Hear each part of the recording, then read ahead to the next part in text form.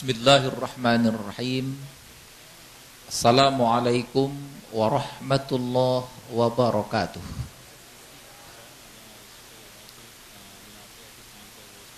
Alhamdulillahilladzi an'ama alaina bi ni'matil imani wal islam. Asyhadu an la ilaha illallah wahdahu la syarikalah wa asyhadu anna Muhammadan abduhu wa rasuluh khataman nabiyyin la nabiyya ba'dah amma ba'du.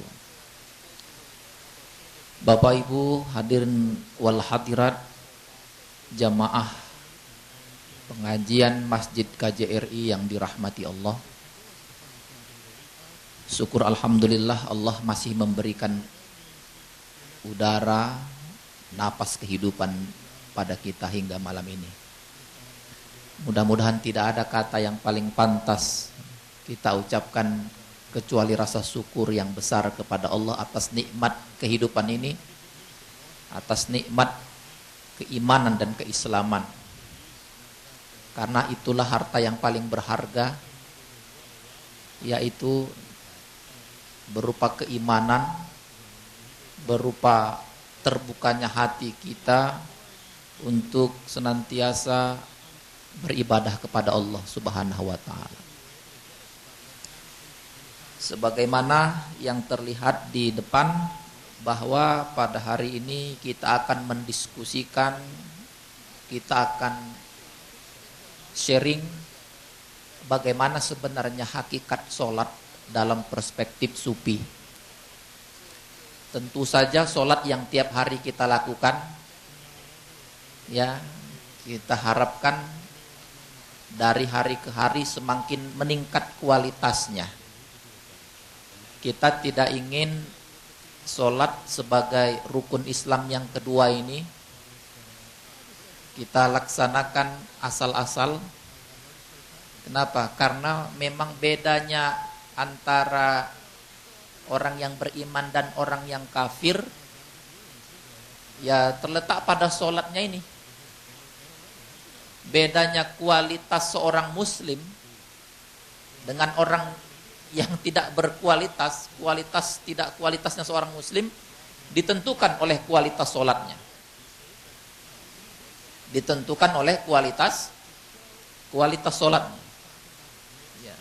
Karena itulah kita coba melihat dalam perspektif sufi, mudah-mudahan ada hal-hal yang bisa kita ambil dalam rangka lebih menghidupkan ruhiyah kita, menghidupkan nurani kita, bahwa momentum yang terdekat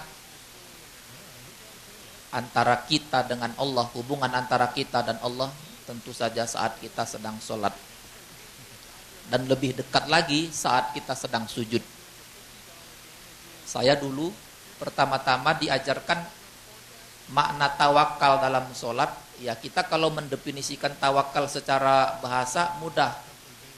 Tawakal itu ya berserah diri kepada Allah setelah berbuat secara maksimal. Nah, itu kan berdasarkan definisi. Tapi kalau tawakal dalam hal sikap, tawakal dalam sholat, itu gimana, Bu? Pernah gak terbayang bahwa kita memaknai tawakal itu secara perbuatan? Pernah terbayang, Bu? Kalau tawakal saya kira secara definisi tahu semua ini. Tawakal, saya tawakal kepada Allah, saya berserah diri, saya serahkan kepada Allah. Lah itu memang teorinya begitu, teorinya. Tapi kalau tawakal dari sisi perbuatan, tawakal yang ditunjukkan anggota tubuh kita ini bisa terbayang nggak, Bu? Gimana, Bu? Coba, Bu. Ibu tawakal secara lahir. Bisa nggak, Bu? Gimana? Mungkin kita belum pernah ya mendengar mentawakalkan fisik kita ini. Mentawakalkan fisik kita sehingga kita bisa rasakan. Saya dulu diajarkan bagaimana mentawakalkan fisik, bukan hanya sekedar definisi. Tadi apa, Bu, arti tawakal? Berserah diri. Coba tunjukkan dalam arti fisik, Bu. Hah? ya memang kita harus berani ya memaknai tawakal secara fisik. Karena kalau secara definitif tahu semua, bisa dilihat di Syekh Google. Lihat apa makna tawakal, semua orang bisa. Tapi giliran untuk tawakal dalam hal fisik, itu tadi. Tawakal secara fisik adalah coba kita tenang, ya, pandang diri kita ini yang secara perlahan-lahan masuk ke dalam lautan dan samudra yang luas, masuk ke dalam, tenggelam, ya, terus sampai ke dasar, akhirnya kita mengecil. Ternyata begitu banyak isi apa yang ada di dalam laut itu semuanya menjadi besar, kita semakin ke dalam kok semakin kecil. Sampai kita rasakan hilangnya kedirian, ya. Dalam bahasa tasawuf itu ada istilah fana. Fana itu sebuah kesadaran, aku bisa sholat ini karena Engkau ya Allah. Aku bisa sholat ini karena Engkau yang menggerakkan aku. Sehingga ketika orang mengucapkan Allahu Akbar, itu bukan fisiknya, memang ada timingnya. Maksud timingnya apa, Ibu?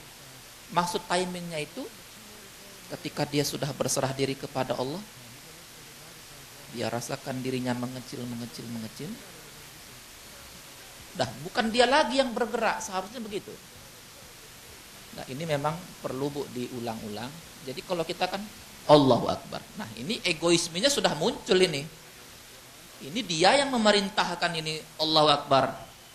Tapi beda ketika orang mentawakalkan dirinya tenang, serah diri kepada Allah, kita menghadap kepada Zat yang Maha Besar.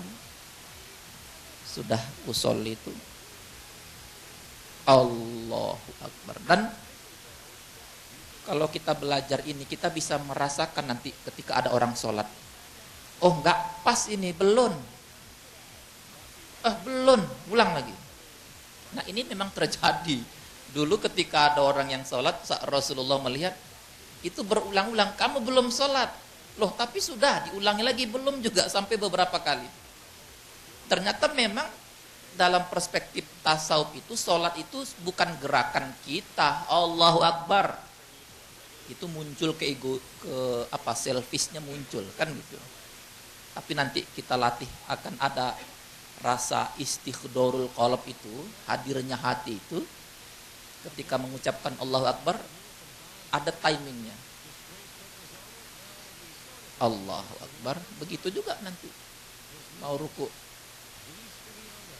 Allahu Akbar. Jadi tumakninah sepanjang sholat itu memang dirasakan.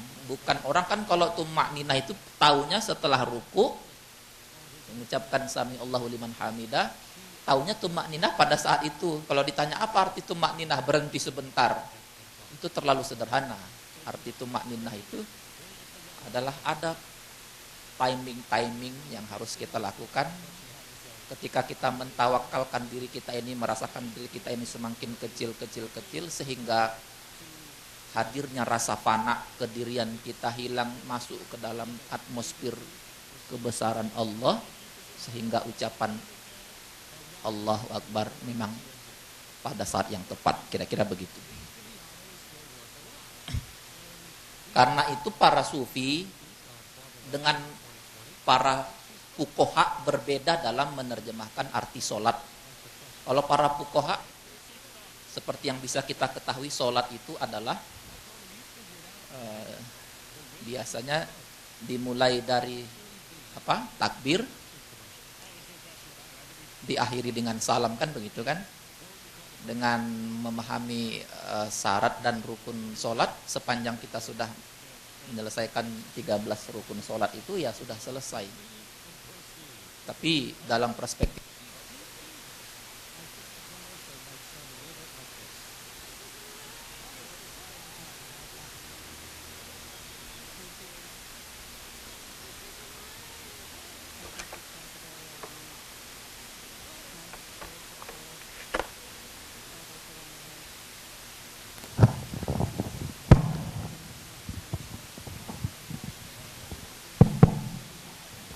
Jadi bisa dilihat di depan Bapak Ibu, sholat menurut ahli hakikat adalah menghadapkan jiwa kepada Allah. Yang dihadapkan bukan hanya sekedar badan ini, bukan hanya wajah, tapi juga hati yang menghadap. Hati ini milikmu, ya Allah. Sekarang aku menghadapkan diriku pada Engkau. Menghadapkan jiwa kepada Allah, yang dihadapkan jiwanya. Artinya segenap pikiran, perasaan tumpah kepada Allah ketika itu. Jadi ada istilahnya menghadapkan, bahkan diistilahkan dengan menghadirkan, hadirkan jiwa total kepada Allah. Disitulah momentum yang paling yang kita rasakan sangat dekat dengan Allah ya saat sholat itu. Yang dapat melahirkan rasa khauf, rasa takut kepada Allah. Dari rasa takut itu dapat membangkitkan kesadaran yang dalam terhadap kebesaran serta kesempurnaan kekuasaan Allah. Ternyata ketika kita mengucapkan Allahu Akbar, kita angkat tangan kita itu secara lagi-lagi dengan timing yang tepat, Bu ya. Allahu Akbar ya. Nanti lama-kelama kalau kita latih terasa sendiri itu. Jadi nggak perlu harus, kan banyak orang sampai berkali-kali Allah Akbar, nggak pas-pas ya, nggak perlu pakai gini-gini pula lagi kan biar pas, nggak perlu ya, mesti diputar-putar dulu kan baru pas. Nggak, soal pasnya itu ada di sini ya. Setelah itu diangkat, ternyata budaya dan tradisi manapun angkat tangan itu bisa menjadi bahasa universal, tanda kita give up. Ya, tanda kita menyerah, surrender ya, tanda kita give up, surrender, menyerah. Apapun ini yang aku lakukan semata-mata untuk Engkau ya Allah. Aku lemah di hadapan Engkau. Ya, aku tidak bisa berbuat tanpa Engkau. Aku tidak mempunyai sesuatu pun kecuali Engkaulah yang maha memiliki. Kira-kira begitu. Jadi menyerah kita kepada Allah. Ya, kalau sudah dalam keadaan menyerah berarti apapun maunya Allah, ya kita pasti ridho. Kalau kita nggak ridho dengan ketentuan Allah, namanya kita mau melawan Allah, kira-kira begitu. Jadi yang dihadapkan jiwa harus ada rasa takut dan tentu juga ada rasa harap. Takut kalau sholat ditolak, tapi harapan yang besar harus tetap tumbuh. Kira-kira begitu. Berikutnya,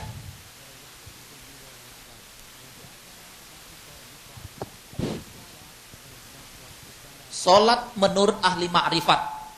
Kemarin kita sudah bicara ma'rifat. Sekarang sholat menurut ahli ma'rifat apa? Sholat menurut ahli ma'rifat adalah menghadap kepada Allah dengan sepenuh jiwa dan sebenar-benarnya khusyuk di hadapannya, serta ikhlas kepadanya dengan disertai hati dalam berzikir, berdoa dan memuji.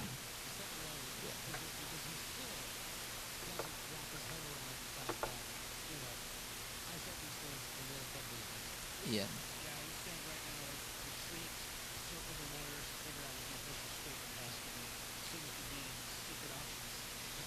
Jadi di dalam salah satu pernyataan Rasulullah dalam sebuah hadis, katanya orang yang para waliullah, orang-orang yang dekat dengan Allah, termasuk diantaranya para sufi, ada beberapa unsur di dalam diri ini yang harus kita hadirkan saat kita melaksanakan sholat. Katanya di dalam diri ini ada unsur api, ada juga di dalam diri ini ada unsur air, ada unsur tanah. Api, angin, air, tanah. Ketika kita melaksanakan sholat, ya, bagaimana api yang ada di dalam diri kita ini harus selalu mengarahkan lidahnya ke atas, menjilat-jilat, dalam arti berupaya terus melakukan connection, strong connection kepada Allah, hubungan yang terus merasa ingin digapai terus menerus kepada Allah. Ya, itulah unsur api yang harus dibangun saat kita melaksanakan sholat, bahwa ada hal yang ingin kita raih, ada hal yang ingin kita gapai. Ya, kira-kira begitu. Terus menggapai ke atas, bahwa kita sedang memperbaiki koneksi-koneksi yang mungkin selama ini rusak, yang mungkin selama ini kurang sinyalnya, kita terus berupaya untuk menghubungkan ya ruh ini kepada Allah. Yang kedua, ada unsur angin di dalam tubuh kita ini yang kita gunakan saat kita sholat. Bagaimana sifat angin? Selalu berhembus melewati apa saja tanpa pilih kasih. Maksudnya apa? Selalu berhembus melewati apa saja tanpa pilih kasih. Ya, apapun masalah-masalah dunia tinggalkan dulu. Lepas dulu semuanya. Kita ini sedang melakukan ijtihad yang luar biasa, di mana ruh kita ini kita hadapkan, hati kita ini kita hadapkan kepada Allah, sehingga apapun masalah bisa dilewati, ya, apapun ujian yang mungkin sedang dihadapi, sekarang tinggalkan semuanya, lepas dulu. Bahwa kita ini sedang berijtihad menghadap Allah. Pantas saja kalau Rasulullah ketika bincang-bincang sama istrinya, tahu-tahu terdengar azan, Rasulullah itu lompat mempersiapkan segala sesuatunya untuk sholat, seolah-olah Rasul ingin pergi jauh. Bahkan pengakuan istrinya, Rasul itu kalau mendengar azan itu menjadi orang yang asing, seperti orang yang nggak kenal sama istrinya, saking seriusnya mempersiapkan sholat. Bisa dibayangkan nggak itu, Bu? Pokoknya nggak mau tahu lagi, ya, sampai-sampai istrinya mengatakan dalam hatinya, apa ini suamiku yang baru saja aku ajak bersenda gurau tadi ya, kok jadi orang yang sangat berbeda setelah mendengar azan mau sholat. Nah, begitulah Rasulullah untuk meninggalkan apapun yang baru saja yang sedang dilakukannya. Ya ayo, ini seolah-olah mau pergi jauh, dipersiapkan segala sesuatunya. Kira-kira begitu. Mudah-mudahan kita juga begitu, persiapan yang baik. Persiapan yang baik tentu akan menghasilkan hasil yang baik. Kira-kira begitu.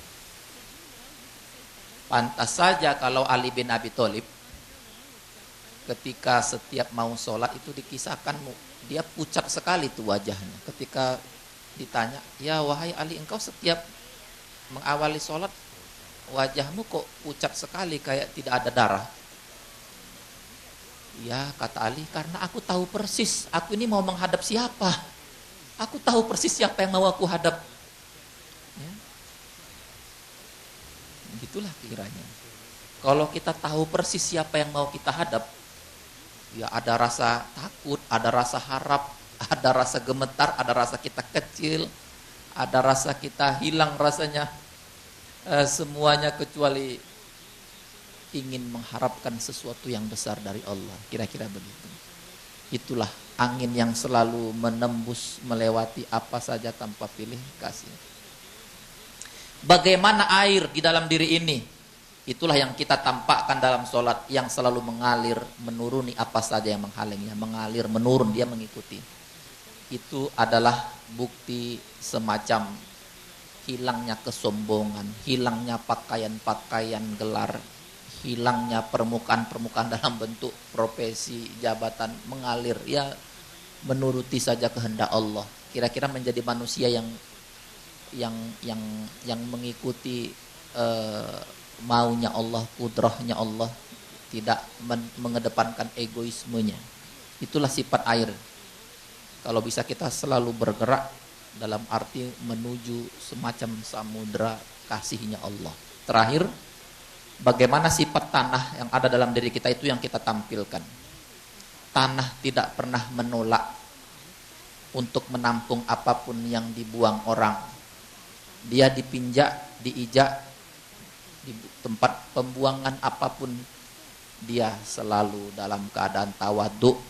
Artinya setinggi apapun jam terbang orang, tapi dia tidak pernah merasa dirinya lebih baik dari orang lain. Dia merasa banyak, dia kebetulan dititipin harta, dia menganggap biasa-biasa saja. Ini hanya untuk menguji apakah bersyukur apa kufur. Jadi tanah selalu menerima hentakan kaki hingga menerima bangkai dan kotoran.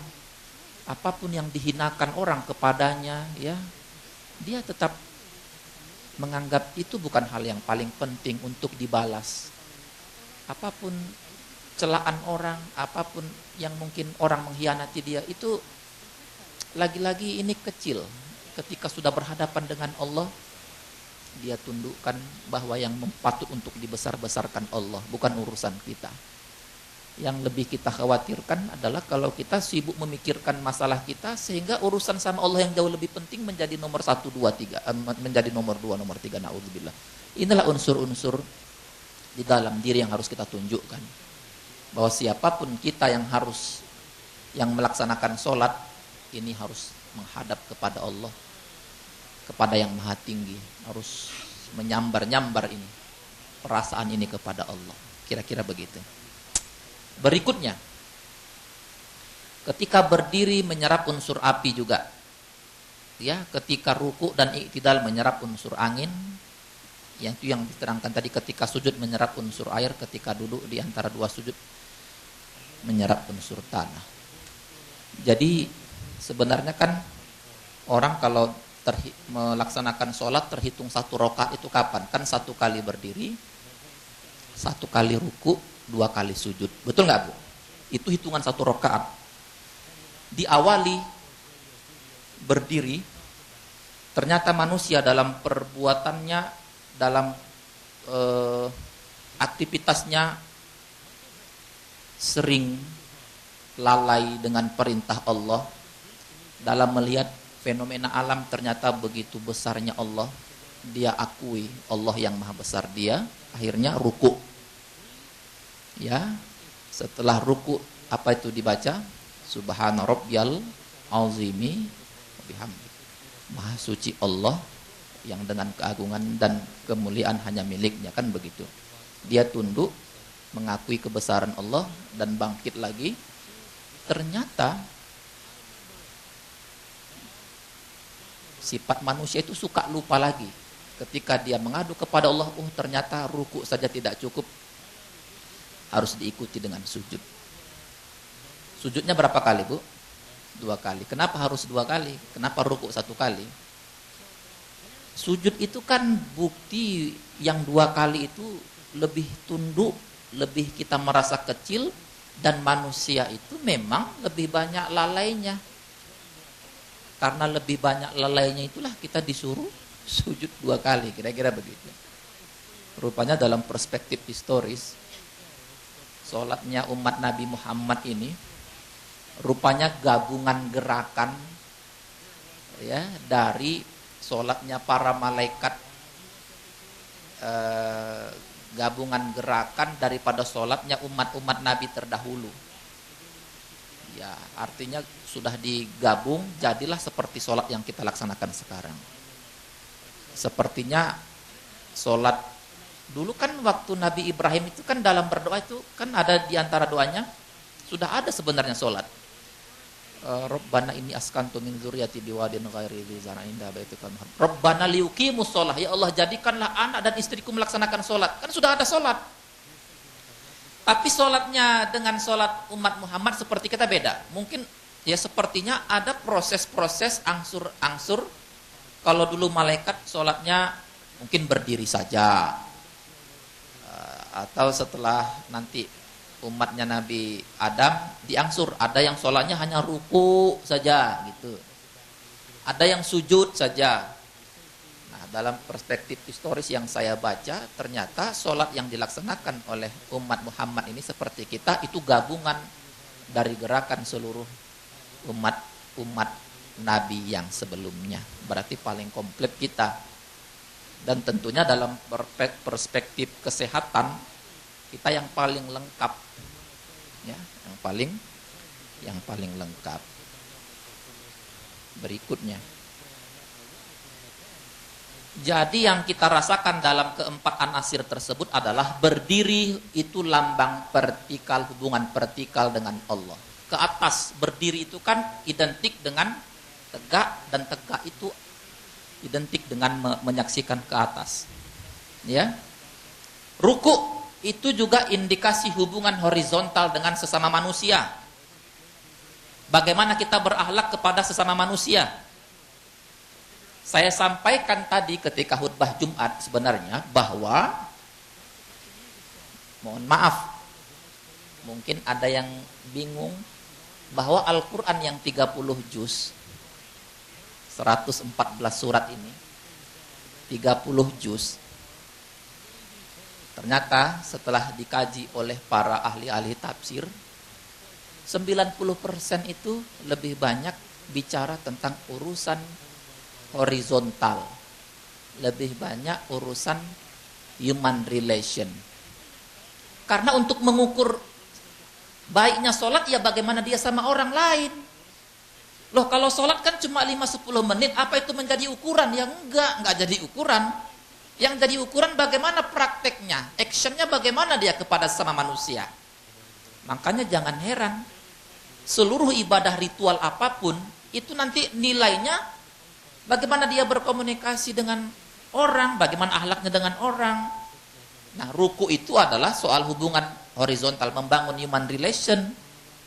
Tidak ada haji yang mabrur ketika dilaksanakan kemudian final, selesai menjadi terminal ketika haji. Enggak, mabrur atau tidaknya, lihat actionnya. Apakah dia bisa menjaga kebaikan-kebaikan. Mabrur berasal dari kata bir, baik. Artinya setelah melaksanakan haji, kebaikannya semakin bertambah-tambah. Ada yang bertanya, apa mungkin Ustadz, masa 30 juz ayat Al-Quran 90% bicara tentang kemanusiaan, sementara yang 10% bicara ritual? Betul. Nanti kalau mau kita buka nggak sempat ini waktunya. Tapi misalnya saja Bu, untuk menjadi gambaran bahwa ternyata di antara ibadah-ibadah yang paling dipuji Rasulullah, pernah dulu Rasul bertanya kepada para sahabat, maukah kamu aku tunjukkan sebuah ibadah yang nilainya itu lebih hebat daripada sholat, daripada haji? Sahabat kan bingung, bertanya, apa ada ibadah yang lebih hebat daripada sholat dan ibadah haji? Ada, kata Rasulullah. Ibadah apakah itu ya Rasulullah?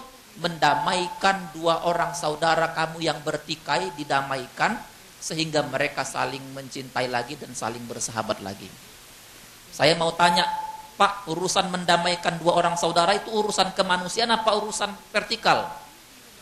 Kemanusiaan, dan kata Rasul itu lebih hebat.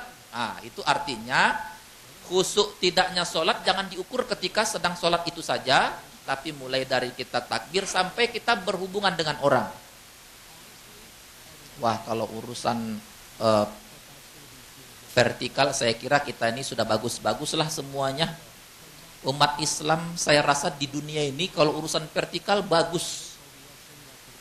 Tapi sayangnya kadang kita lupa ya bahwa kalau hanya berhenti pada urusan vertikal, kita ini sama malaikat hebat mana kita vertikalnya? Hebat malaikat. Kalau untuk urusan vertikal saja ngapain kita diciptakan lagi? Toh sudah ada malaikat yang lebih hebat. Betul nggak Bu? Itu artinya kita supaya hebat dalam urusan vertikal, juga hebat dalam urusan kemanusiaan. Kira-kira begitu. Nah, kita mulai lagi, nanti sholat ini tidak lepas dari urusan vertikal dan urusan kemanusiaan. Jelas nggak Bu tadi hadis Rasul yang mengatakan bahwa ternyata mendamaikan dua orang saudara kita itu lebih hebat daripada sholat. Itu artinya jangan ritual-ritual terus. Ya, tapi di balik ritual ada semacam hasrat yang menggebu-gebu untuk selalu bersama-sama dengan orang lain, sama-sama tumbuh, sama-sama belajar. Pernah lihat nggak Bu? Ada orang yang mungkin karena berguru dengan satu orang guru mendapat satu doktrin, terus nggak mau lagi berteman sama kita, maunya dia sama orang saja. Ada nggak orang begitu? Ini ciri-ciri orang yang cuma mengerti vertikal tetapi memisahkan diri. Mohon maaf, kadang-kadang mohon maaf baru mengerti pakai jubah, waduh.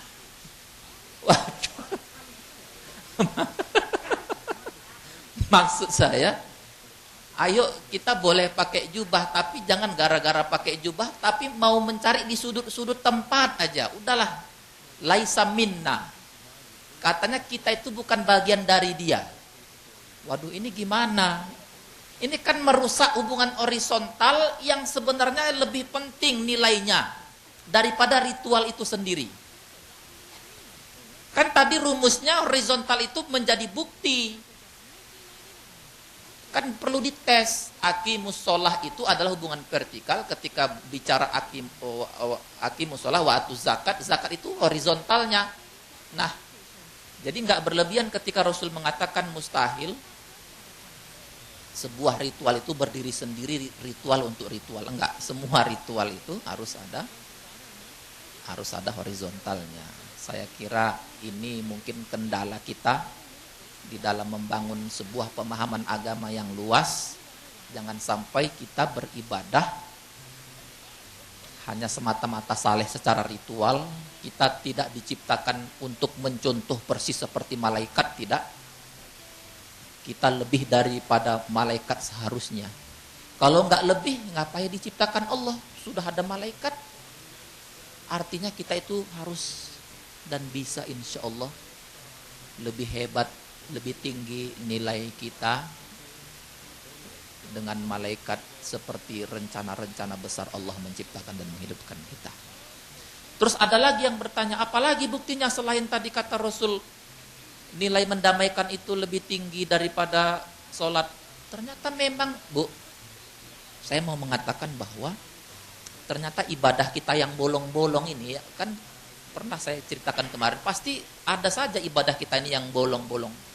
Banyak. Itu bisa ditebus, bisa ditambal, bisa ditebus dengan banyak berbuat baik kepada sesama manusia. Berbuat baik kepada sesama manusia itu urusan vertikal apa urusan kemanusiaan? Ya namanya manusia, manusia. Misalnya ibu punya hutang nih, terus mau dibayar tapi orangnya nggak ada. Gimana menebusnya itu? Menebusnya dicari keluarganya. Kalau keluarganya nggak ada, ya sumbangkan ke masjid dengan diniatkan inilah sebagai pembayar hutang. Kalau juga nggak ada uang untuk membayar, insya Allah dengan berbuat baik kepada sama manusia, bicara yang baik, bicara yang lembut, itu bisa menebus ibadah-ibadah yang bolong-bolong. Jelas Bu ya, saking hebatnya penghargaan terhadap urusan kemanusiaan, sampai-sampai urusan ibadah yang bolong pun bisa ditebus dengan banyak berbuat baik kepada sama manusia. Dalam hadis itu wa'ad bi'isai'atal hasanata tamhuha wa khaliqin nasi bi khuluqin hasanin.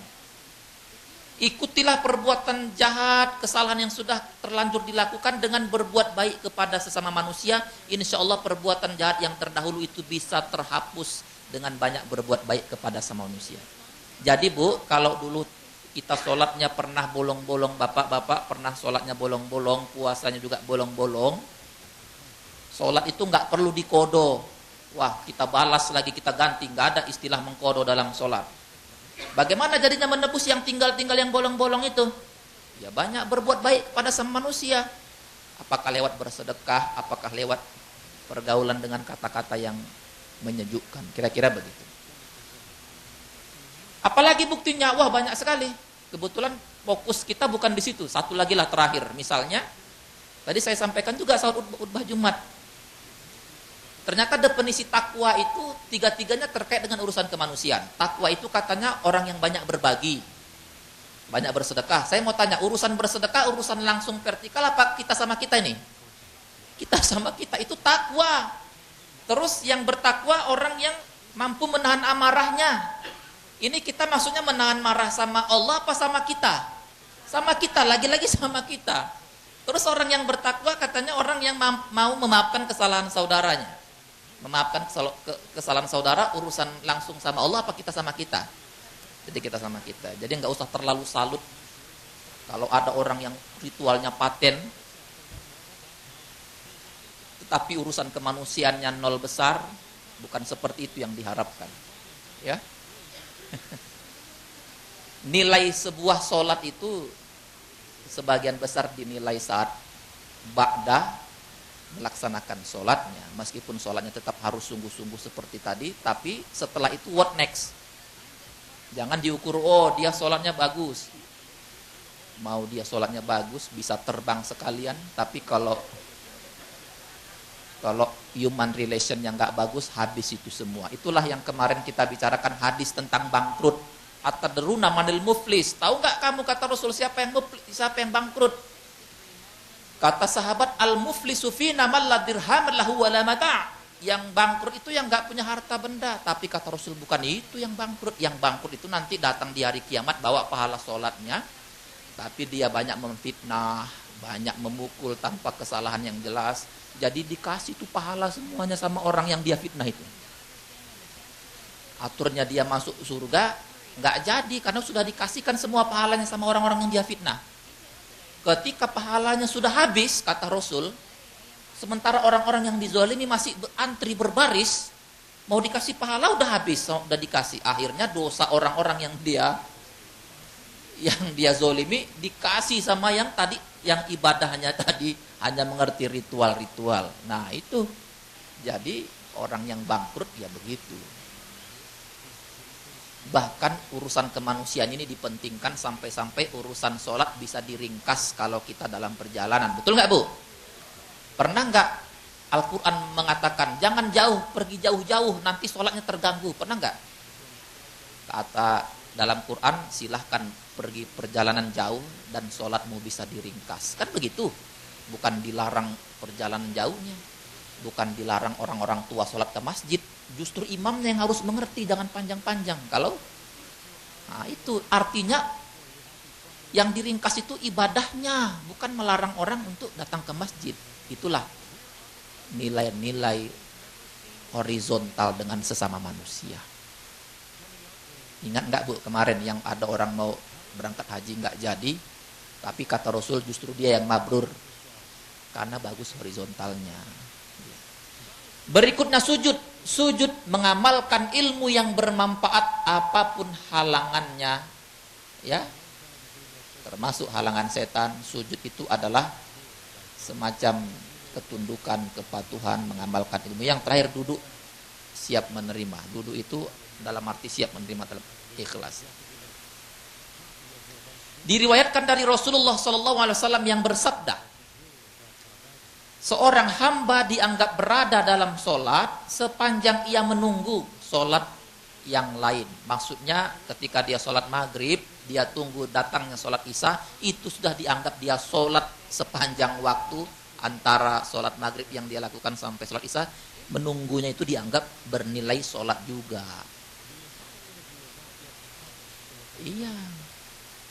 Tapi bukan berarti menunggu duduk begini. Kita boleh kerja juga dalam arti berzikir. Kita menunggu-nunggu sholat. Ya. Asal jangan kita bilang, aduh sholat lagi. Belum kering lagi kain yang tadi dipakai untuk sholat. Udah sholat lagi. Padahal menunggunya ini dianggap kita nilainya sama dengan melaksanakan sholat. Itu kata Rasulullah. Dikisahkan bahwa Sahal bin Abdullah setiap kali usai sholat merasa lemah lunglai. Wah ini luar biasa. Jadi setiap selesai sholat rupanya dia punya penyakit yang lemah begitu. Lebih dari stroke. Hilang semua tenaganya setiap selesai sholat. Sehingga hampir tidak mampu berdiri dari tempatnya. Namun tatkala waktu sholat yang lain tiba, kekuatannya bisa tumbuh, muncul kembali. Tenaganya bisa datang lagi. Kemudian ia berdiri di mihrab, laksana pasak seperti tiang yang begitu kokoh. Begitu selesai sholat, ia kembali lemah seperti sedia kala, tak mampu berdiri dari tempat duduknya. Tapi begitu datang lagi sholat, kekuatannya muncul lagi. Itulah sebenarnya kekuatan sholat. Ya. Beda kita, begitu datang sholat lemah. Ya. Begitu ke supermarket, berkeliling-keliling 3 jam, ya. Kok kuat aja begitu ya Bu? Saya kira nggak ada ibu-ibu yang begitu di sini, ya. Amin.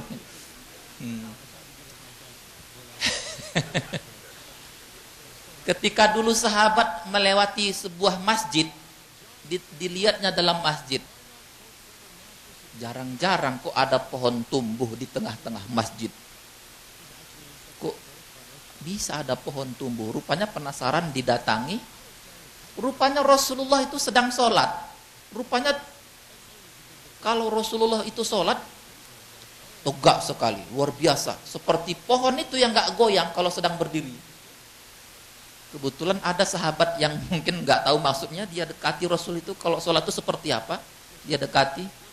Oh ternyata dari dalam dadanya ini keluar suara seperti air yang direbus yang menggelegak itu. Seperti air, keluar suara air yang mendidih itu seperti apa?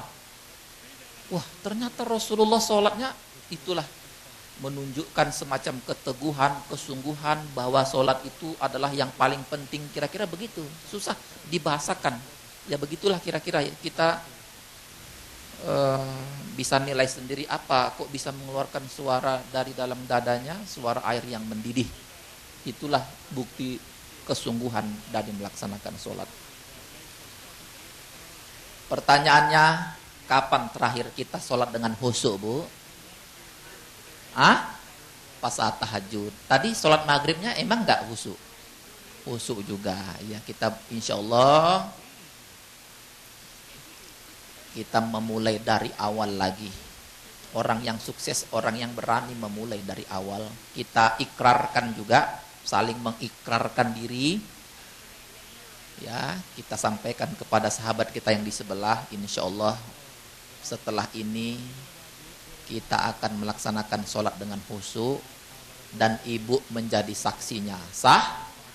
Sah. Gitu juga bapaknya nanti. Ada niat yang begitu kuat. Mudah-mudahan setelah ini sholat dengan sungguh-sungguh. Sah ya? Amin. Amin. Ada orang yang ketika sholat di alam terbuka tergambar ya kebesaran Allah itu. Makanya saya beberapa kali di Jakarta itu diundang ke puncak. Kami sholat di tempat terbuka, tapi memang banyak jamaah yang merasakan lebih syahdu ketika di alam terbuka karena melihat alam ini adalah ayat-ayat Allah yang terbentang luas. Ya. Makanya bagus juga sekali-sekali jalan jauh. Apa istilahnya Pak Dono? Kalau jalan outbound ya, apa tadi? Outbound ya. Outbound atau camping. Camping kan alam ini bagian dari ayat-ayat Allah. Boleh jadi kita merasakan sesuatu yang lebih ketika kita sholat di alam terbuka. Kenapa? Begitu terasanya kita hidup di dalam bumi Allah.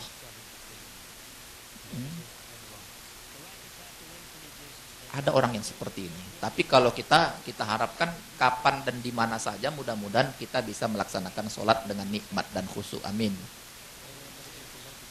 Kan orang kalau mau bagus harus berani try out. Dia coba begini, oh memang lebih khusyuk. Mungkin cari lagi situasi lain. Kalau memang bagus dicoba, itu namanya kita mau tumbuh. Ada progres, ya. Jangan monoton.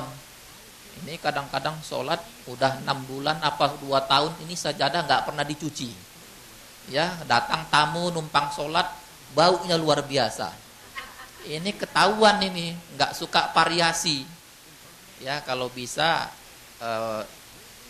dimanapun kita, kalau kita bisa melakukan sesuatu hal yang baru, ya sekali-sekali jangan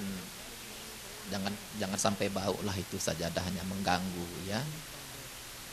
Nah ini ada orang yang sholat ketika dicoba oleh Allah dengan ujian, baru dia bisa menangis ya. Biasanya kalau nggak dicoba sholatnya begitu-begitu saja, begitu diuji oleh Allah sholatnya malah semakin khusyuk. Ketika dia bersedih, datang masalah, rupanya dia bisa sholat dengan khusyuk. Apakah saat sedang begini? Ya bagus juga, tapi kalau bisa jangan hanya pas saat sedang datang ujian saja ya. Kadang-kadang mungkin cara Allah untuk supaya dia bisa sholat khusyuk mungkin dengan diberikan ujian. Kalau enggak, mungkin sholatnya enggak khusyuk. Kira-kira begitu. Kita ambil hikmahnya. Atau saat kita sedang di masjid berjamaah, silahkan dinilai sendiri kapan kita terakhir melaksanakan sholat dan saat seperti apa. Tapi tetap kita harus berbaik sangka pada diri kita. Kalau memang sholat itu tujuannya berkomunikasi dengan Allah, saat kapan dan dimanapun kita harus bisa melaksanakan sholat dengan sungguh-sungguh. Ya.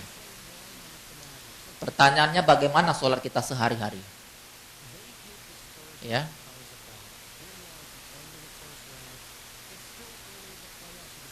Coba kita renungkan. Berapa banyak orang yang sholat di antara kita? Banyak gak, Bu? Banyak sekali. Tentu, karena sholat itu adalah kewajiban. Pertanyaan berikutnya, dari yang sholat tersebut yang banyak tadi, berapa banyak yang sholat tepat pada waktunya? Hah? Berkurang, Bu, ya, sedikit. Ya. Pertanyaan berikutnya, dari yang tepat waktu, berapa banyak yang selalu berjamaah? Lebih sedikit lagi. Berkurang terus.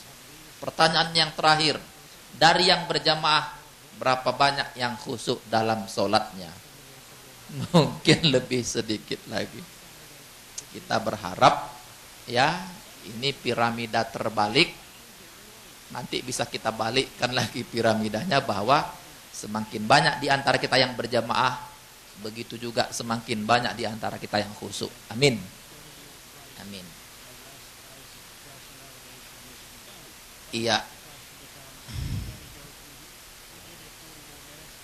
Ayo kita sama-sama belajar sebentar memaknai takbiratul ihram. Ketika mengucapkan Allahu Akbar, apa yang dia rasakan? Ia merasa naik, dan segala sesuatu selain Allah menjadi kecil, ya. Karena orang kalau naik, lama-lama yang di bawahnya kan jadi kecil, ya. Tidak ada wujud selain wujud Allah. Setelah itu ia bergerak dengan gerak Allah. Nah ini tadi, takbir itu dia bergerak dengan gerak Allah. Diusahakan sebisa mungkin bahwa kita ini sholat karena memang rahmat Allah. Diusahakan bukan kita yang menggerakkan, tapi Allah yang menggerakkan. Itu sebagai wujud bahwa kita kecil sekali di mata Allah. Kita lemah, kecuali memang ini semua karena kudrahnya Allah. Begitu, harus begitu yang ditanamkan. Ia berkata-kata dengan kata-kata Allah, seperti kata Abu Yazid Al-Bustami, salah seorang sufi, "Arabtu rabbi bi rabbi." Bagaimanapun aku ini mengenal Allah, mengenal Tuhanku dengan Tuhanku. Maksudnya bukan kemampuan diri dia sendiri bisa seperti itu, tapi karena Allah memberikan rahmat kepada dia sehingga dia bisa mengenal Allah. Semuanya adalah atas rahmat Allah. Kenapa diistilahkan dengan takbiratul ihram? Ihram ini bisa juga maksudnya pengharaman loh, bukan suci saja. Kenapa kita pakai pakaian ihram ketika melaksanakan haji? Karena saat itu diharamkan untuk berkata-kata yang kasar, kan begitu. Diharamkan berzina, diharamkan membunuh, kan begitu. Begitu juga takbiratul ihram itu, setelah takbir dilarang kita, diharamkan memikir-mikir lagi dengan urusan-urusan dunia. Diharamkan kita merasa dendam, merasa kecewa, ya. Ketika kita melaksanakan, ketika kita sudah mengangkat tangan untuk takbiratul ihram. Terakhir, hakikat takbir, coba sama-sama kita renungkan. Awal sholat adalah gerakan takbir. Takbir merupakan simbolik tentang penyerahan semua diri dan seluruh jiwa yang ada dalam diri kita. Hanya padanya kita melakukan. Hanya padanya kita mau melakukan. Hanya padanya kita bisa melakukan. Ini penyerahan diri kepada Allah. Apabila takbir sudah tertanam dalam awal sholat, maka sebenarnya kita tidak bersolat. Karena bukan kita lagi, kira-kira begitu. Melainkan kita sedang mengaguminya. Jadi dari sholat itu berubah menjadi mengagumi. Dalam sholat itu ada kewajiban. Tapi kalau sudah bertakbir dengan sebenar-benarnya, maka kewajiban itu tiada dan digantikan oleh sembah. Jadi bukan merasa burden, ya. Jangan merasa itu menjadi sebuah beban, tapi di situ adalah kita mengagumi kebesaran Allah. Itu baru nilai sholat insya Allah menjadi yang berkualitas. Amin. Dalam salah satu hadis qudsi itu Allah berfirman, innama ataqabbalus sholah mimman tawadhu'a li azamati, dan seterusnya. Sesungguhnya kata Allah, aku itu hanya menerima sholat orang yang sungguh-sungguh tunduk akan kebesaran dan keagunganku. Aku hanya menerima sholat orang yang sungguh-sungguh sederhana di hadapan makhlukku dan tidak pernah sombong. Kalau ini dibalik, berarti Allah menolak sholat orang yang sombong. Allah menolak sholat orang yang tidak sungguh-sungguh merasakan keagungan dan kebesaran Allah. Jelas Bu ya? Ya. Ayo setelah takbir kita disuruh membaca Al-Fatihah. Rupanya dalam hadis qudsi juga, setiap kita membaca surat-surat Al-Fatihah, Allah itu menjawab terus apa yang kita baca. Makanya hati-hati, sungguh-sungguh kita membaca karena Allah menjawab.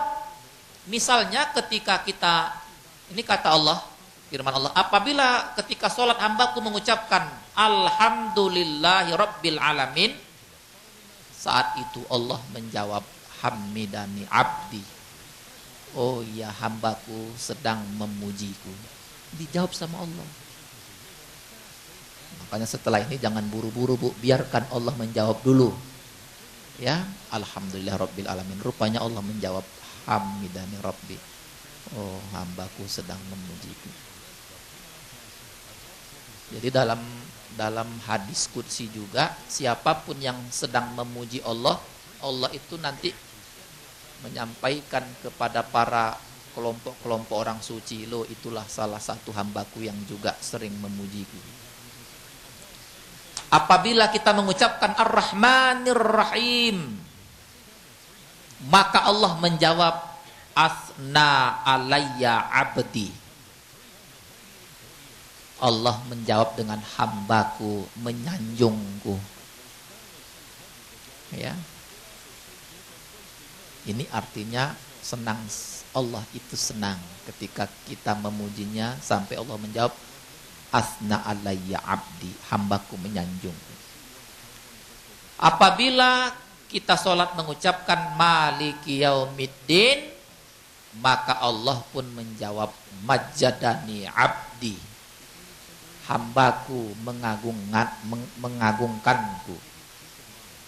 Apabila kita mengucapkan Iyyaka na'budu wa iyyaka nasta'in, maka Allah menjawab, Hada baini wa baina abdi wa li abdi ma sa'ala.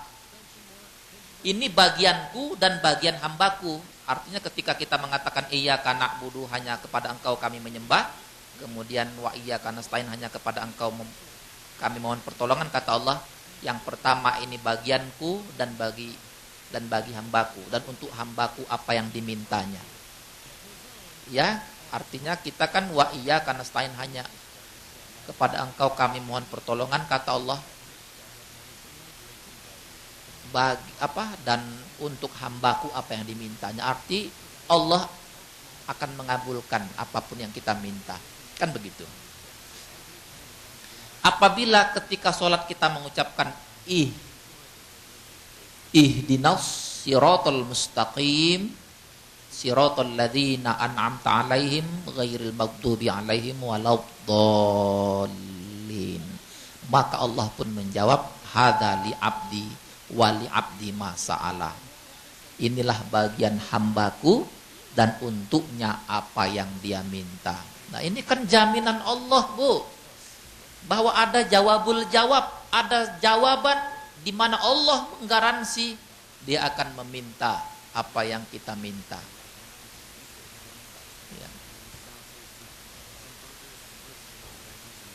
Kita selalu baca firman Allah, innas sholata tanha 'anil fahsya wal munkar. Apa itu artinya? Sesungguhnya sholat yang dilakukan dengan sungguh-sungguh dapat mencegah dari perbuatan keji dan mungkar. Kenapa kok sekarang masih banyak kemungkaran? Berarti bukan sholatnya yang tidak ampuh, Tapi sholat yang dilaksanakan tidak serius, tidak sungguh-sungguh. Banyak yang sholat, ternyata masih banyak yang maksiat. Yang sholat itu juga melakukan maksiat juga. Sudah sholat masih sering maksiat. Mengapa? Jawabnya, karena tidak khusyuk. Jadi bukan ayatnya itu yang tidak ampuh, ya, tapi sholat yang tidak khusyuk.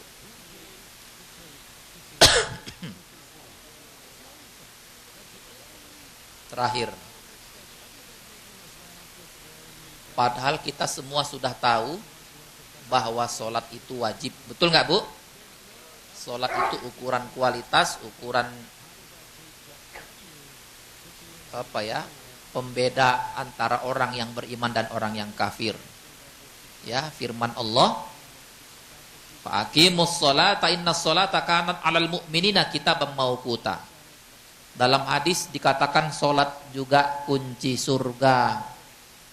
Jadi kalau kita melaksanakan sholat dengan sungguh-sungguh, kita sudah pegang kuncinya. Jadi jangan sampai hilang itu kuncinya, itu kesempatan. Kita sudah punya kartu, kunci untuk masuk surga. Insyaallah kita semuanya masuk dalam surga. Amin ya rabbal alamin. Salat itu cahaya orang mukmin. Ibnu Majah dari Anas bin Malik. Tuh. Kemudian hadis Rasul, salat itu amal pertama yang dinilai di akhirat nanti. Ya Pak?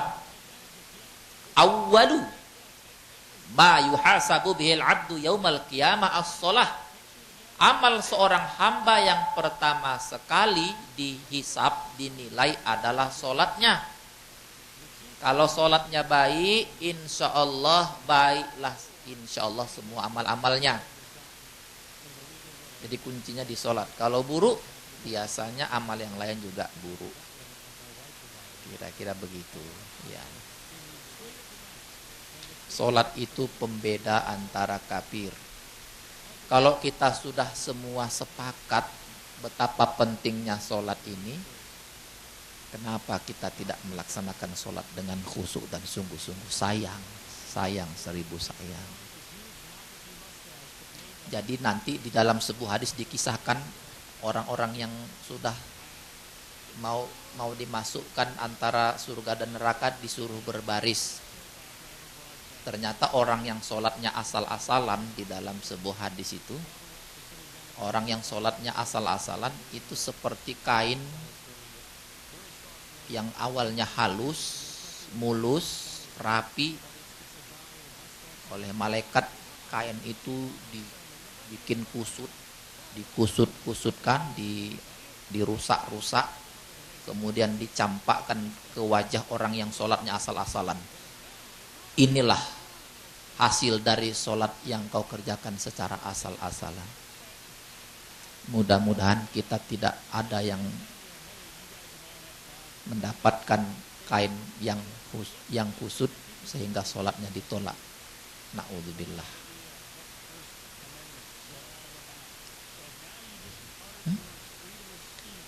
Ada trouble.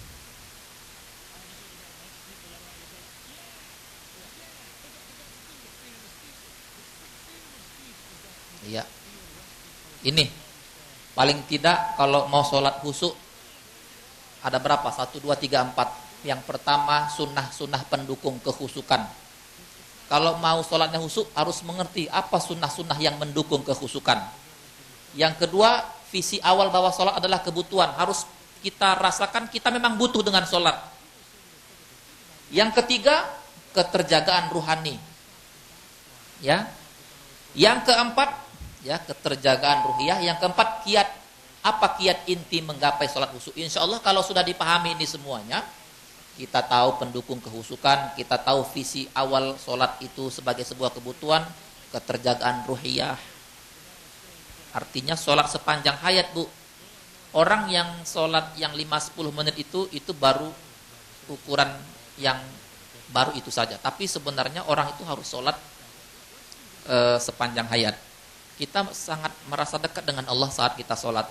Sebenarnya selesai sholat kita berkomunikasi dengan orang, bekerja, ya suasana hati kita ya sedang sholat juga seperti kita sholat.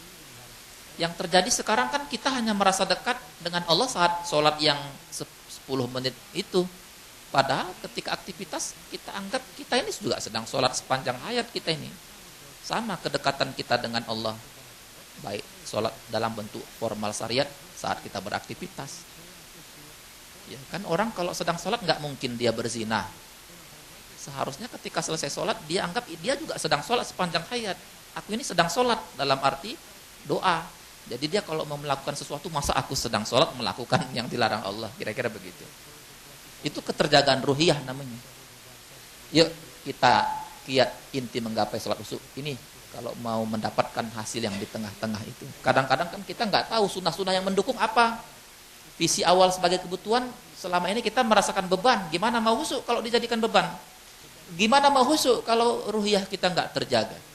Tidak mungkin kita bisa sholat khusyuk kalau nggak mengerti kiat inti menggapai sholat khusyuk. Yang pertama 4 langkah utama. Apa visi yang benar tentang sholat supaya kita bisa sholat dengan khusyuk? Ya, apa kiat intinya? Apa sunnah-sunnah pendukung? Apa yang dimaksud? Yang harus terus-menerus menjaga ruhiyah seolah-olah kita sedang sholat seterusnya. Yang pertama, jadikan sholat sebagai kebutuhan. Insya Allah setelah ini kita bisa berikrar. Insya Allah setelah ini saya akan menganggap bahwa sholat itu adalah kebutuhan saya. Saya yang butuh sholat. Kalaupun tidak ada orang yang sholat di dunia ini, kira-kira Allah menjadi kecil apa enggak, Bu? Tidak, kita yang butuh sholat. Kita butuh sholat.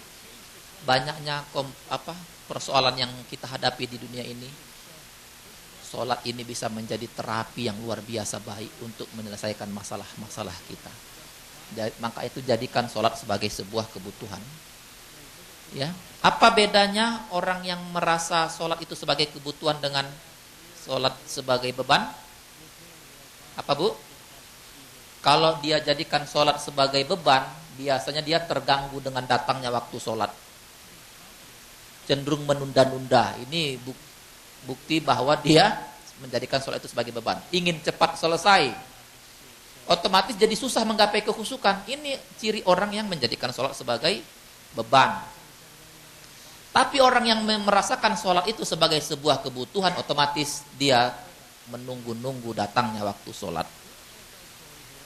Dia akan berusaha tepat waktu. Ingin dia berlama-lama, berasyik mahsyuk dengan Allah saat sholat itu.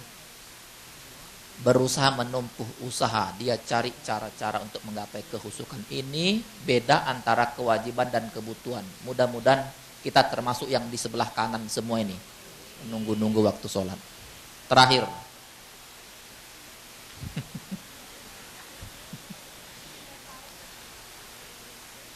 Karena itulah semuanya kita ini harus tahu bahwa boleh jadi kalau ada di antara kita yang tidak sholat karena nggak mengerti fungsi sholat. Tak kenal maka tak sayang. Padahal kalau kita tahu fungsi sholat, kita menjadi sangat butuh dengan sholat itu. Itulah bukti, salah satu ukuran bahwa kita melaksanakan peran-peran kekhalifahan kita, peran kita sebagai Abdullah, bahwa kita dikatakan Allah, wa ma khalaqtul jinna wal ins illa liya'budun. Itulah optimalisasi peran. Kenapa kok ritual-ritual begini diperintahkan? Untuk menjaga rasa. Kalau kita hanya diperintahkan dalam urusan kemanusiaan tidak ada sholat, nanti rasa kedekatan kita itu pasti berkurang. Jadi kita membangun rasa bahwa kita itu punya Allah, bahwa kita ini punya tempat zat di mana kita bisa mengadu. Ada tempat kita berdialog, jadi rasa itu kan bisa hidup kayak magnet. Gitu. Ya, karenanya kita disuruh berulang-ulang. Kalau kita berulang-ulang kan rasa kepada Allah itu jadi sayang. Saya tadi dibawa jalan-jalan Pak Dadang. Dibilang Pak Dadang enaknya di sini Ustadz karena kita minoritas. Jadi kita sudah punya rencana nanti kalau keluar rumah sholatnya di masjid mana. Kan beda kalau di Indonesia, karena di mana-mana sholat, nanti di mana jumpa masjid, jadi kurang ada rencana-rencana. Tapi kalau di sini karena memang masjid jarang, kalau keluar tuh sudah terbayang nanti mau sholat di mana. Bahkan kalau nanti ternyata di luar dari perkiraan, tinggal diberhentikan mobil di tempat parkir, kata Pak Dadang, dibuka aja pintu dua-duanya sebagai penghalang kalau ada orang sholat. Kalau ada orang lewat, kita bisa sholat dengan dibuka pintunya. Benar juga. Di sini nikmatnya. Kalau kita minoritas, justru sholatnya bisa lebih khusyuk dan mencari-cari, ya, dengan rencana-rencana. Ya. Yang berikutnya,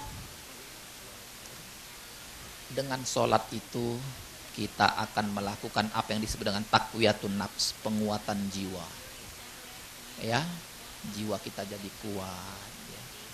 Kita merasa ada tempat pengaduan kita. Ya. Berikutnya, ya, ini kan dalam surat Al-Muzammil jelas itu. Ya, untuk apa kita sholat? Untuk supaya jiwa kita kuat.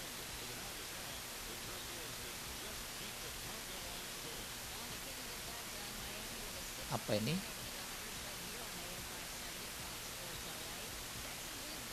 Orang yang melaksanakan sholat dengan sungguh-sungguh bisa dijamin dia tercegah dari perbuatan mungkar. Sholat itulah sarana menumbuhkan harga diri dan kebanggaan. Dia merasa punya harga diri di hadapan Allah. Ya, dia merasakan jiwanya tenang, tarbiyah dzatiyah dan saksiyah, pembentukan diri dan karakter. Kiat inti, mau tahu Bu, apa kiat inti menggapai khusyuk? Ini harus selalu ingat. Qad aflahal mu'minun alladzina hum fi sholatihim khashi'un. Yang beruntung adalah mukmin yang khusyuk. Jadi kita ini beruntung. Kita ini pemenang-pemenang. We are the winner. Ya, ketika kita berusaha melaksanakan sholat dengan khusyuk. Kalau kita menjadi pemenang, ya otomatis kita ditunggu Allah. Kira-kira mau di surga mana kita masuk, sudah ditunggu. Yang berikutnya, supaya kita bisa melaksanakan sholat khusyuk, kita harus sadar bahwa kita tidak akan celaka. Dan kita tidak diklaim sebagai orang yang munafik, karena orang yang tidak sholat itu dianggap orang yang munafik. Fawailul lil musallin alladzina hum an sholatihim sahun. Ya, hati-hati. Sholat khusyuk, kata Rasulullah, akan menggugurkan dosa-dosa. Mau nggak Bu dosanya dihapuskan? Karena itu sholatlah dengan khusyuk. Ya, siapa yang sholat, sebenarnya Allah akan mengampuni dosa-dosanya, baik dosa yang ini yang diampuni dosa-dosa yang masa lalu, ma taqaddama min dzambi. Ini alasan kenapa kita harus sholat khusyuk. Dosa-dosa digugurkan, kita menjadi pemenang, dan kita tidak termasuk orang-orang yang munafik. Ya, ini ada problem sedikit. Mengapa kita sholat harus khusyuk? Agar pahala sholat kita optimal, ya Bu. Jadi Allah itu sudah punya alat ukur untuk menilai sholat seseorang. Nilainya mulainya dari 10 sampai 1. Nilainya berapa? Kalau semakin khusyuk, otomatis pahalanya pun akan optimal. Ini dalam hadis jelas. Kenapa kita harus khusyuk? Karena setan senantiasa menggoda dari mana-mana. Ya. Kalau kita nggak khusyuk, sekali kejeblos menjadi penyesalan diri. Ya. Kalau Pak Yongki misalnya digoda setan, ya, udah tinggalkan aja, tinggalkan sholat. Ya, kamu ini kan sudah hebat, azan di mana-mana, kayaknya sekali-sekali nggak apa-apalah ditinggalkan sholat, kata setan. Kata Pak Yongki, pergi kau. Jangan ganggu aku. Aku sampai mati tidak pernah meninggalkan sholat. Kalah setannya. Ya. Tapi setan gak mau menyerah. Didatanginya lagi Pak Yongki. Pak Yongki, di sebelah itu Kayaknya ada wanita sendiri, ya.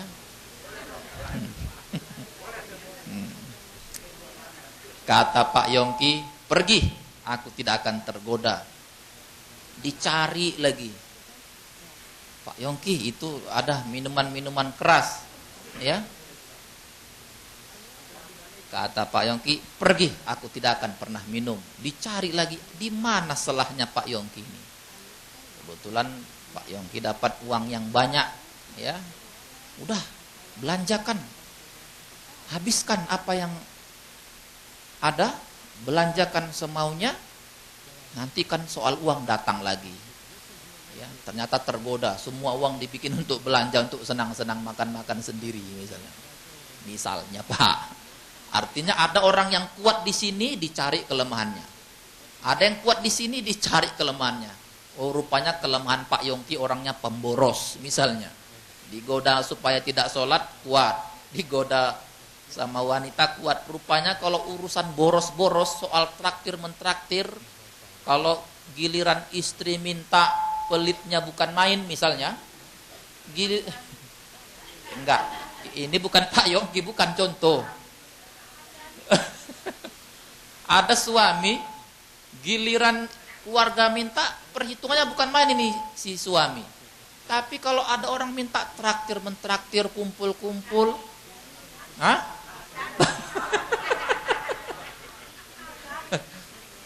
giliran untuk apa? Giliran untuk panggil artis misalnya, kita konser, cepat itu iurannya. Ya.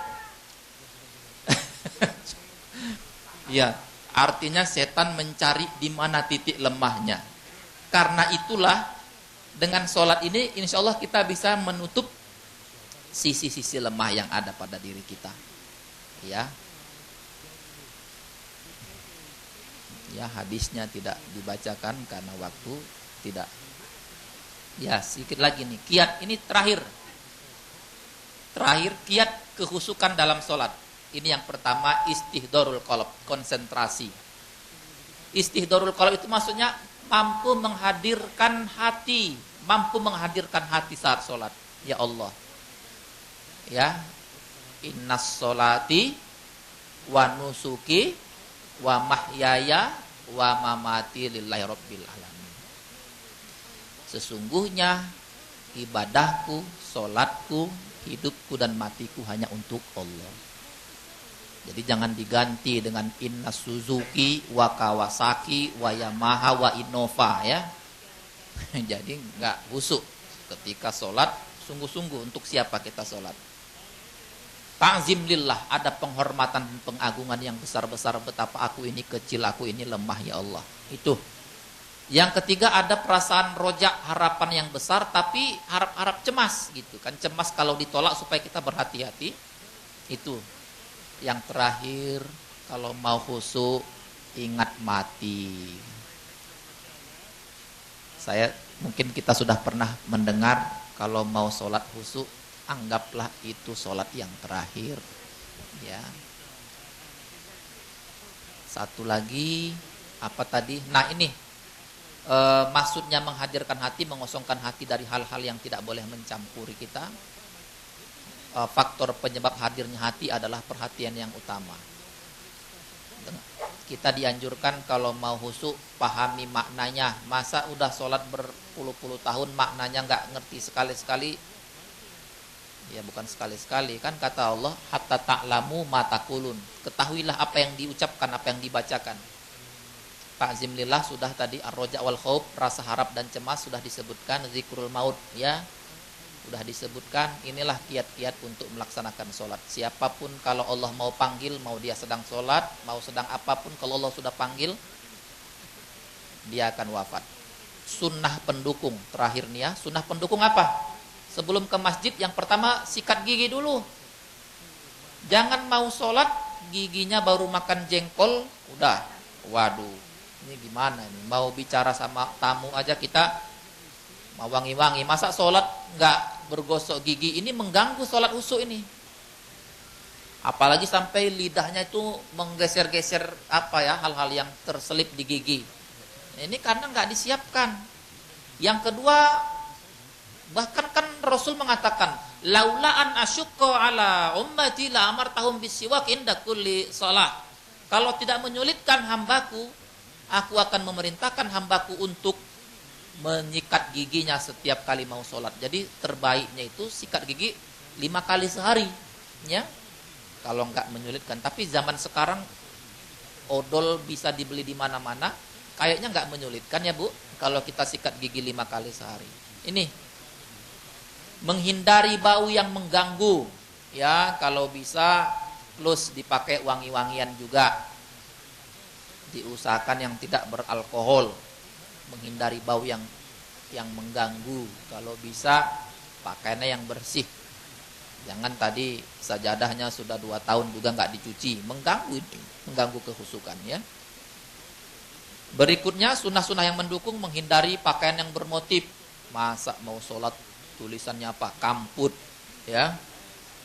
Tulisannya entah apa-apa, tulisan yang mengganggu. Ini kalau bisa jangan sampai.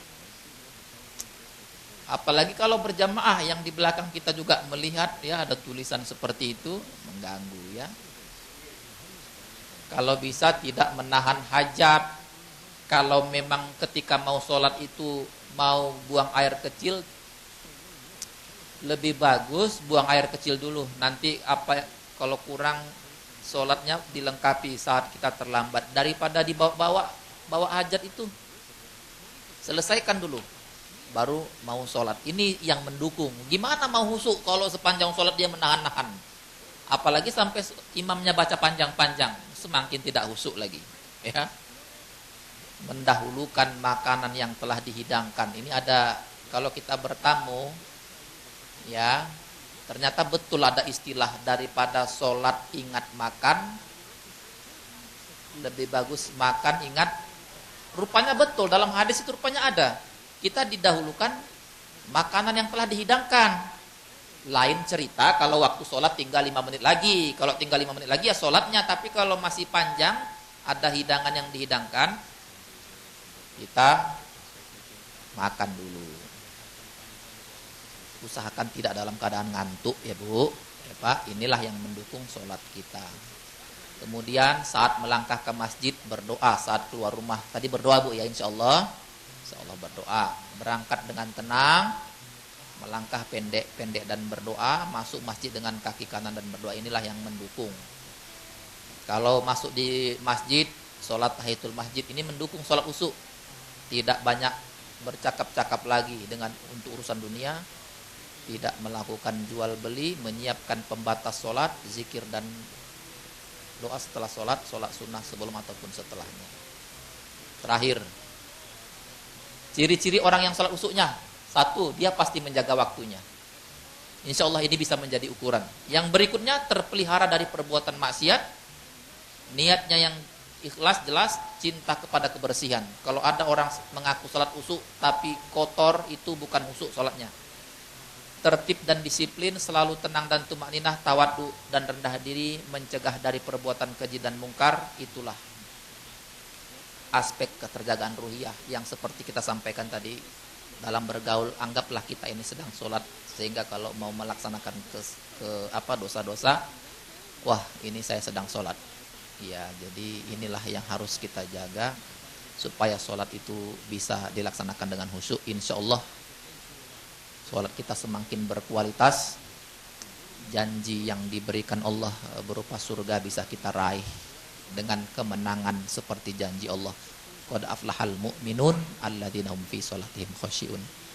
Saya kira kita langsung saja tutup dengan doa, atau ada yang mau didiskusikan? Silahkan Ibu, silahkan kalau ada yang mau mendiskusikan.